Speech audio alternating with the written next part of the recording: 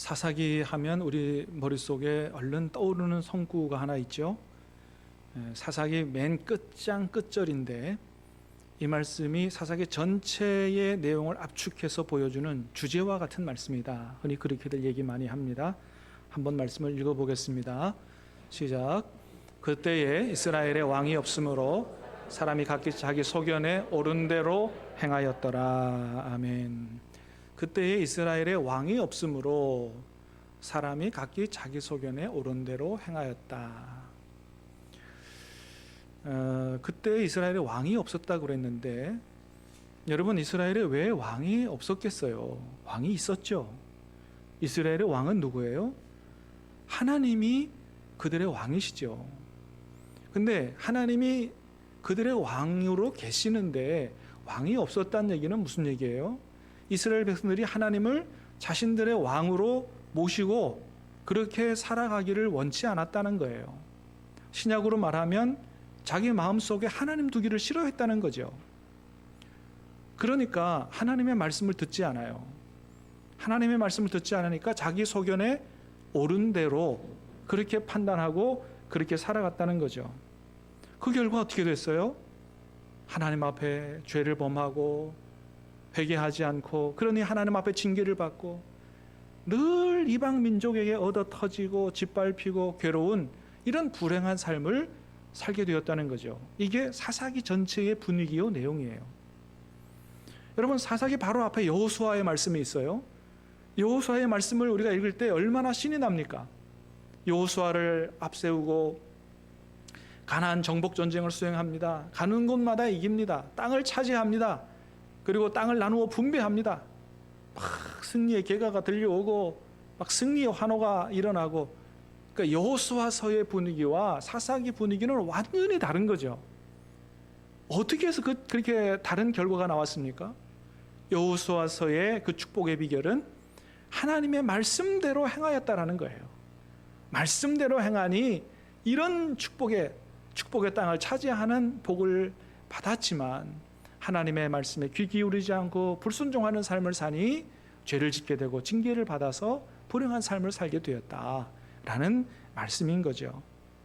오늘 본문도 안타깝게도 그런 내용 중에 하나예요. 자, 12절 말씀을 한번 같이 읽어보겠습니다. 시작.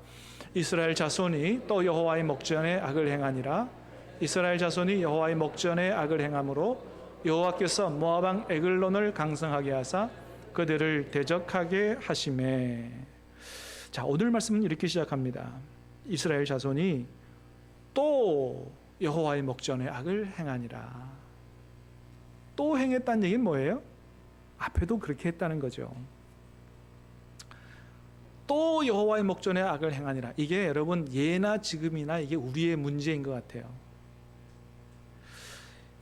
오늘 말씀 바로 앞에 보면 이런 말씀이 있어요. 11절 말씀 시작. 그 땅이 평온한 지 40년에 그나야스의 아들 온니엘이 죽었더라. 자, 오늘 본문에서 죄짓고 하나님 앞에 얻어맞기 전에 40년 동안 평화로운 시기가 있었다는 거예요.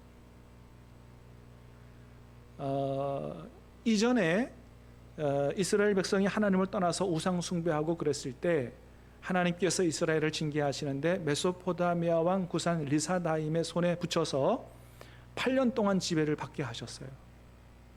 너무너무 괴로워서 하나님 앞에 살려달라고 부르짖으니, 회개하고 부르짖으니까 하나님 마음에 또 긍휼이 막 뭉글뭉글 올라와서 하나님이 그들을 용서해 주시고 그들을 구원해 주셨는데 온넬이라는 사사를 세워서 그들을 구원해 주셨습니다. 그리고 40년 동안 하나님의 축복 속에서 평화롭게 그렇게 살게 되었다는 거죠. 여러분, 그러면 이제 좀 계속해서 하나님을 잘 섬기고 하나님을 왕으로 모시고 말씀을 순종하고 살고 이렇게 해서 계속 하나님의 은혜와 평강 가운데 그렇게 살면 얼마나 좋겠어요. 근데 어떻게 했다고요? 또 여호와의 목전에 악을 행하기 시작했다는 거예요. 근데 여러분, 이게 누구 문제라고요? 오늘 본문의 이스라엘 백성들만의 문제가 아니고 이게 우리 문제라는 거예요. 그렇잖아요. 힘들고 어려울 때는 막 하나님을 찾고 기도하고 그러면서 우리가 하나님께로 가까이 가고 그렇게 살다가도 그저 좀 문제가 해결되고 편안해지고 걱정 없이 그렇게 되면 하나님을 찾지 않아요. 기도가 줄어들고 하나님을 찾지 않고, 하나님을 찾지 않으니 세상으로 끌려가고 또 죄를 짓고 살게 되는 우리의 이 어리석음. 사랑하는 여러분, 간절히 바라기는 늘 예수님 안에 사시기를 주님의 이름으로 축복합니다. 여러분, 가장 행복한 삶은 예수님 안에 있는 줄로 믿습니다. 저는 요즘 돼서 자꾸 그런 생각을 해보게 돼요. 우리나라가 이렇게 물질적으로 풍요롭게 잘 살게 됐는데 과연 우리 옛날에 못 살 때보다 행복해졌느냐? 그렇지 않은 것 같아요. 우리 어렸을 때 먹는 것도 잘 못 먹고 고무신 신고 다니고 그랬어도 행복한 시간이 있었어요. 물질적으로 비교할 수 없이 경제적으로 윤택하게 되고 풍요롭게 됐지만 행복해지지 않았다. 오히려 더 단절되고 불행한 삶을 살고 있지 않느냐. 여러분, 가장 행복하고 복된 삶은 예수님 안에 있는 줄로 믿습니다. 하나님이 약속하셨어요. 하나님을 사랑하고 그의 계명을 지켜 행하는 자에게 하나님 복 주시되 천대까지 복을 주시겠다고 약속하셨어요. 할렐루야. 이 약속을 믿고 하나님 사랑하고 말씀에 순종해서 저와 여러분의 가문이 천대까지 복을 받게 되기를 주님의 이름으로 축복합니다. 그런데 그 하나님의 약속이 있음에도 불구하고 이 이스라엘 백성이 그 하나님의 축복을 40년 누리고 끝났다는 거예요. 40년 누리고 더 못 누렸다는 거예요. 이거 얼마나 안타까운 일이에요. 그렇게 하나님을 떠나 악을 행하는 이스라엘을 징계하기 위해서 이번에는 옆나라 모압이라고 하는 나라를 강성하게 하셨다. 자, 12절 말씀 다시 읽겠습니다. 시작. 이스라엘 자손이 또 여호와의 목전에 악을 행하니라. 이스라엘 자손이 여호와의 목전에 악을 행함으로 여호와께서 모압 왕 에글론을 강성하게 하사 그들을 대적하게 하시매. 모압 왕 에글론을 강성하게 하셨다. 하나님이 하셨다는 거죠. 그래서 그들을 대적하게 하셨다는 거죠.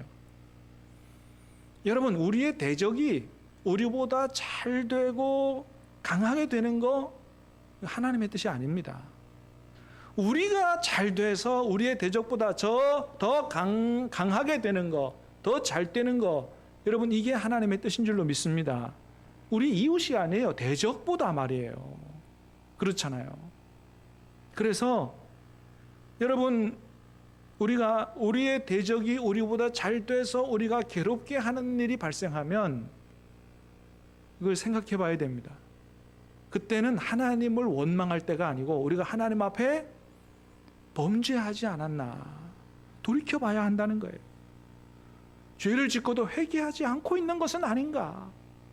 분명히 하나님의 뜻이 아닌데 이런 일이 발생한다면 내가 하나님 앞에 잘못하고 있지 않은가 돌이켜보고 회개하지 않은 죄가 있다면 빨리 우리 죄를 회개해야 된다. 그런 일은 바로 우리의 죄 때문에 발생한 것이기 때문에 그렇다는 거죠. 근데 여러분, 참 안타까운 거는 우리가 이걸 참 잘 못한다는 거예요. 우리가 다른 사람의 잘못이나 다른 사람의 문제를 보면 잘 지적하고 험담도 하고 그런 건 잘하는데 이상하게 나 자신을 돌아보고 나 자신의 잘못된 것을 고치는 것은 잘 못한다. 이게 우리의 한계다라고 하는 거죠. 그러나 여러분, 주님은 우리에게 분명히 말씀하십니다. 마태복음의 말씀을 같이 읽겠습니다. 시작. 어찌하여 형제의 눈 속에 있는 티는 보고 내 눈 속에 있는 들보는 깨닫지 못하느냐? 외식하는 자여, 먼저 내 눈 속에서 들보를 빼어라. 그 후에야 밝히 보고 형제의 눈 속에서 티를 빼리라. 아멘. 형제의 눈 속에 자꾸 티를 보려고 하기보다 내 안에 있는 들보를 캐내고 나 자신을 하나님 앞에 올바로 세워가는 그러한 삶을 살아야 된다. 주님의 말씀이에요. 여러분, 그래서 우리가 우리 자신을 잘 볼 수 없기 때문에 우리는 우리 자신을 제대로 볼 수 있는 거울에 비추어 봐야 돼요. 그게 뭡니까? 하나님의 말씀이죠.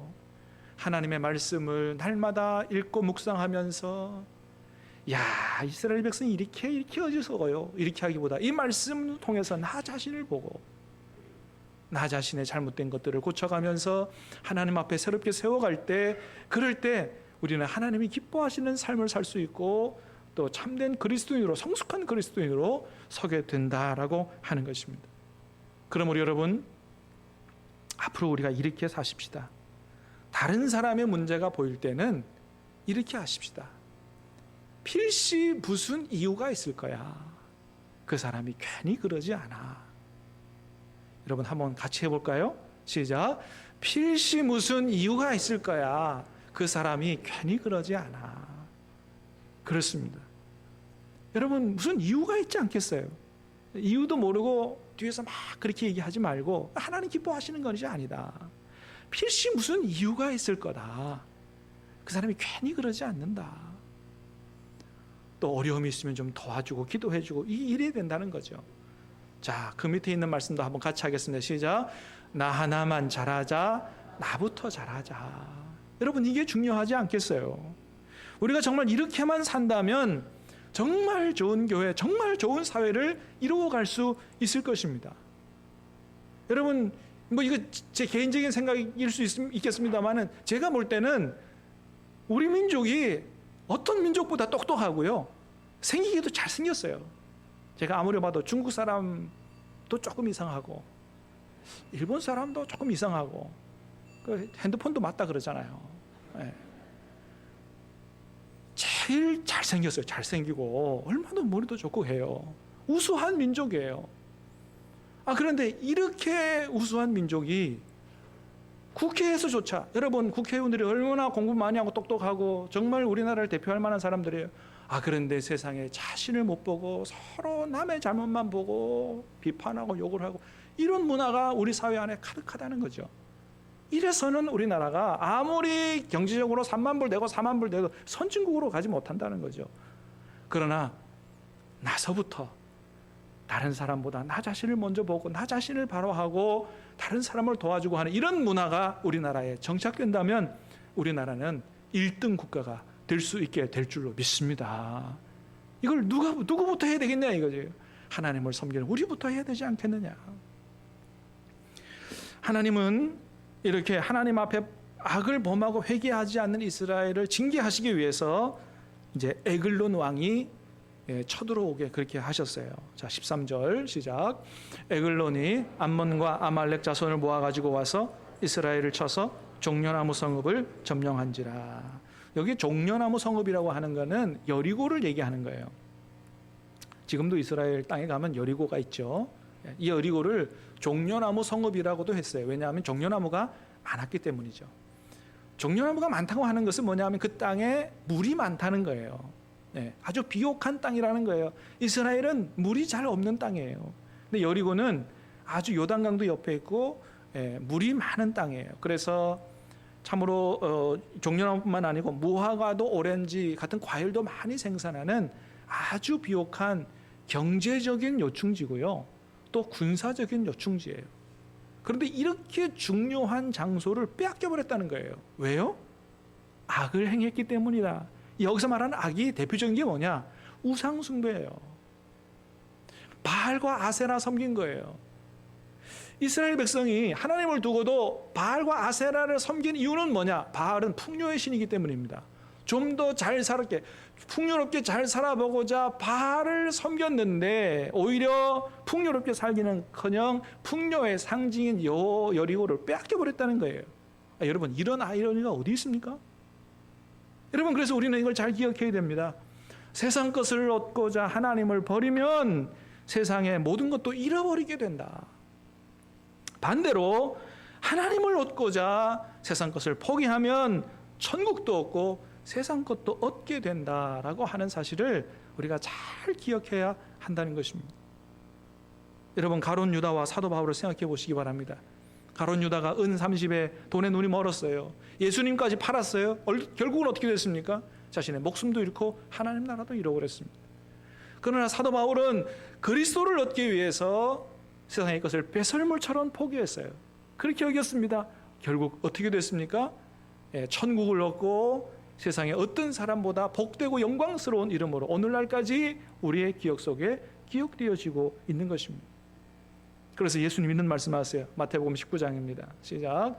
또 내 이름을 위하여 집이나 형제나 자매나 부모나 자식이나 전토를 벌인 자마다 여러 배를 받고 또 영생을 상속하리라. 아멘. 주님 위해서 가족도 다 내팽개치고 버리라는 말씀이 아니죠. 예. 그런 말씀이 아니고 우선순위를 바로 정하고 정말 뭐 극단적인 상황에서는 그럴 수도 있겠습니다만은 이렇게 하나님을 더 귀하게, 주님을 더 귀하게 여기고 살아가는 자에게 하나님께서 더 풍성한 복을 주시겠다고 말씀하시는 겁니다. 사랑하는 여러분, 하나님께서 복의 근원이 되시는 줄로 믿습니다. 그러므로 하나님 안에서 사시기를 바라고 하나님 주시는 복을 받고 영혼이 잘된 같이 범사가 잘 되는 복을 받아 누리시기를 주님의 이름으로 축복합니다. 그래서 하나님이 모압 왕을 불러다가 이스라엘을 징계하셔 18년 동안 지배를 받게 하셨는데 너무 괴롭고 힘드니까 이제 다시 하나님 앞에 부르짖어 기도합니다. 여러분 8년만 고생하고 기도하면 얼마나 좋아요. 고집 피우다가 18년 고생한 거 아니에요. 고집 피우지 말고 빨리 하나님 앞에 돌아오는 게 중요한 거죠. 15절 말씀 읽겠습니다. 시작. 이스라엘 자손이 여호와께 부르짖음에 여호와께서 그들을 위하여 한 구원자를 세우셨으니 그는 곧 베냐민 사람 게라의 아들 왼손잡이 에훗이라. 하나님 앞에 회개했을 때 또 하나님이 긍휼히 여기셔서 그들을 그 괴로움에서 구원해 주시고자 사사를 세우셨는데 이름은 에훗이라고 하는 사람이에요. 근데 그는 왼손잡이다 이렇게 기록하고 있어요.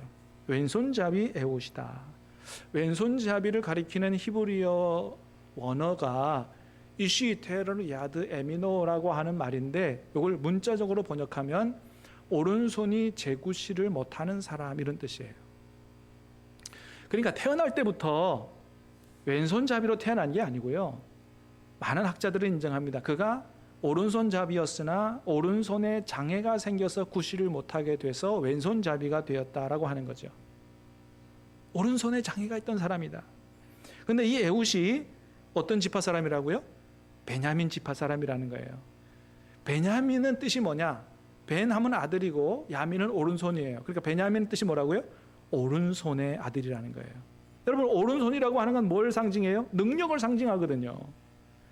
여러분 그래서 베냐민 지파가 얼마나 자기 지파에 대해서 자부심을 가지고 산지 몰라요. 왕도 배출했어요. 사울 왕이 베냐민 지파 사람 아니에요? 우리는 오른손의 아들이라 이거예요. 능력 있는 지파의 아들이다 이거죠. 근데 그 안에서 오른손 장애가 있고 오른손 못 쓰는 사람이 나왔으니 얼마나 그 지파 사회 속에서 소외되고 무시받고 멸시당하고 불행하게 살았겠느냐는 거예요. 근데 그런 에훗을 하나님이 들어 민족을 구원하는 데 쓰셨다는 것입니다. 할렐루야. 여러분 우리 하나님께는 우리의 부족함이나 연약함이나 한계나 장애는 아무런 문제가 되지 않는 줄로 믿으시기를 바랍니다. 하나님 아무런 문제가 되지 않는다는 거예요. 우리를 쓰시고 우리를 통해서 일하시는데 아무런 문제가 되지 않는다. 오히려 여러분 하나님은 강하고 능력이 많은 사람보다도 연약하고 부족한 사람을 쓰기를 기뻐하시는 분이라는 거예요. 왜요? 강하고 능력이 많은 사람은 교만해지기 쉽기 때문이죠. 그러나 부족한 사람, 연약한 사람은 자기 한계를 알고 하나님 앞에 겸손해지기 때문에 오히려 그런 사람을 더 쓰기를 기뻐하신다는 것입니다. 인류 역사를 보면 강점이 많은 사람들, 능력이 많은 사람들의 인생이 잘못되는 경우를 많이 보게 됩니다. 영국에 아주 유명한 시인이 있는데 바이런이라고 하는 사람인데요. 이 사람은 아주 미남에다 부자였다 그래요. 초상화인데 여러분 보세요. 얼마나 잘생겼어요, 그죠? 기가 막히게 잘생겼어요. 또 부자였다 그럽니다. 그러니까 얼마나 인기가 많았겠어요? 하여튼 이 얼굴, 이 잘생긴 얼굴, 이 부유함 갖고 참 의미 있고 보람 있게 산 게 아니고 늘 향락에 빠져 살았다는 거죠. 그래서 그의 인생 말년에 뭐라고 고백하냐면 이렇게 얘기했다는 거예요. 내 인생은 말라빠진 낙엽 한 장과 같구나. 나는 버러지처럼 살았다. 이제 내게 남은 것은 슬픔과 고독뿐이다. 자기 스스로 생각할 때도 자기 인생을 잘못 살았다는 거죠. 그의 오히려 장점이, 그의 강점이 그의 인생을 추락하게 만들었던 것입니다. 여러분, 여러분의 잘생긴 얼굴로, 여러분의 강점으로 하나님 위에 사시기를 주님의 이름으로 축복합니다. 한번 따라 하십시다. 이 잘생긴 얼굴로 전도합시다. 옆 사람 보고 얘기할까요? 이 잘생긴 얼굴로 전도합시다. 네. 옆에 사람 보기가 싫어요? 그렇게 못생겼어요? 다시 한번 합시다. 이 예쁜 얼굴로 하나님 위해 삽시다. 그렇게 사시기를 축복합니다. 여러분, 그렇습니다. 에훗은 비록 아주 결정적 약점이 있었지만, 그러나 하나님을 위해 자신의 부족함이라도 드리고자 했다고 하는 것입니다. 여러분, 오늘 말씀해 보니까 에훗이 모압 왕에게 곡물을 바치는 일을 맡았는데, 갈 때 큰 칼을 준비해서 허벅지에 차고 갔다. 그리고 나중에 에글론 왕을 처단했다 라고 하는 것은 뭘 얘기하는 겁니까? 비록 에훗이 자기가 참 장애가 있고 부족한 사람이지만 하나님과 자기 민족을 위해서 자기 목숨을 바칠 각오가 돼 있다 라고 하는 것을 보여주는 거예요. 부족하지만 나라와 민족과 하나님을 위해서 자기의 목숨까지도 드리고자 했던 이런 믿음이 있었기 때문에 하나님은 이 에훗을 귀하게 들어 사용하셨다라고 하는 것입니다. 그래서 어떤 주석가는 이 에훗에 대해서 이렇게 기록했어요. 오른손을 못 쓰던 에훗, 그는 자신의 단점 때문에 하나님을 의지했더니 주님의 오른손이 에훗의 오른손이 되어주셨다. 할렐루야. 그렇습니다. 여러분, 우리의 단점이 문제가 아니다. 우리의 단점이라도 우리 부족함이라도 하나님께 드리면 하나님께서 우리의 오른손이 되어주신다는 것입니다. 그래서 여러분, 우리가 다른 사람보다 잘난 게 없다 할지라도, 장애를 가진 사람이라고 할지라도 여러분, 열등감에 빠지고 좌절하고 절망하고 그렇게 살 필요가 없습니다. 왜냐하면 하나님께는 아무런 문제가 되지 않고 우리 하나님은 전능하신 하나님이시기 때문입니다. 할렐루야.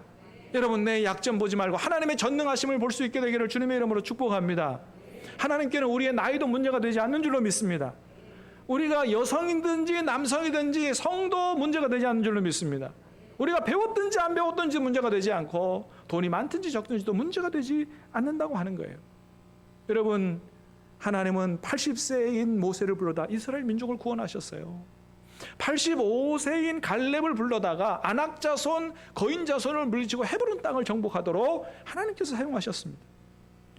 드보라, 야엘, 에스더, 이 연약한 여성들을 통해서 민족들을 구원했고, 아이를 낳지 못하던 여성들, 사라, 리브가, 라헬, 한나, 이런 사람들을 통해서 믿음의 조상 아브라함, 사무엘, 이런 위대한 믿음의 아들들을 길러 양육하게 하셨던 것을 보게 됩니다. 공부 많이 못했던 거 문제가 되지 않는다. 학문 없는 사람이라고 알려진 베드로와 요한을 통해서 초대교회를 세워가는 위대한 일을 이루셨고, 하나님께는 질병조차도 문제가 되지 않는다는 거예요. 여러분, 참 공교롭게도 우리 한국교회를 이루어가는데 쓰임받은 유명한 목사님들이 전부 중병에 들린 사람들이었다. 거의 다. 한경직 목사님 폐병으로 죽다가 살아나신 분이에요. 조영기 목사님 마찬가지입니다. 하용조 목사님 걸어다니는 종합병원이었어요. 폐병으로부터 시작해서 암 수술도 수없이 했던 분이 하용조 목사님이에요. 그런 분들을 불러다가 하나님께서 위대한 일을 행하셨다고 하는 것이죠. 여러분, 사도 바울에게도 불치병이 있었어요. 다른 사람 많이 기도해 고쳐졌는데 자신의 병은 못 고치는 거예요. 하나님 앞에 나가서 내 병 고쳐달라고 3번이나 기도했어요. 아마도 어떤 사람들은 안질이라고 얘기하기도 하고 간질이라고도 얘기합니다. 심각한 병이죠. 불치병이에요. 그런데 하나님께서 병을 안 고쳐주셨습니다. 이유가 뭡니까? 네가 받은 은혜가 너무 많기 때문에 영적으로 교만하여질까 봐 너에게 일부러 병을 줬다. 그래서 그 기도에 하나님이 이렇게 응답하시죠. 같이 읽어봅니다. 고린도후서 12장 9절입니다. 시작. 나에게 이르시기를 내 은혜가 내게 족하도다. 이는 내 능력이 약한 데서 온전하여짐이라 하신지라. 그러므로 도리어 크게 기뻐함으로 나 여러 연약한 것들에 대하여 자랑하리니 이는 그리스도의 능력이 내게 머물게 하려 함이라. 아멘. 여러분, 하나님이 먼저 말씀하십니다. 내 은혜가 내게 족하다. 그리고 두 번째, 굉장히 중요한 말씀을 말씀하세요. 내 능력이 약한 것들에, 그 전 말씀이죠. 약한 데서 온전하여짐이라 그랬어요.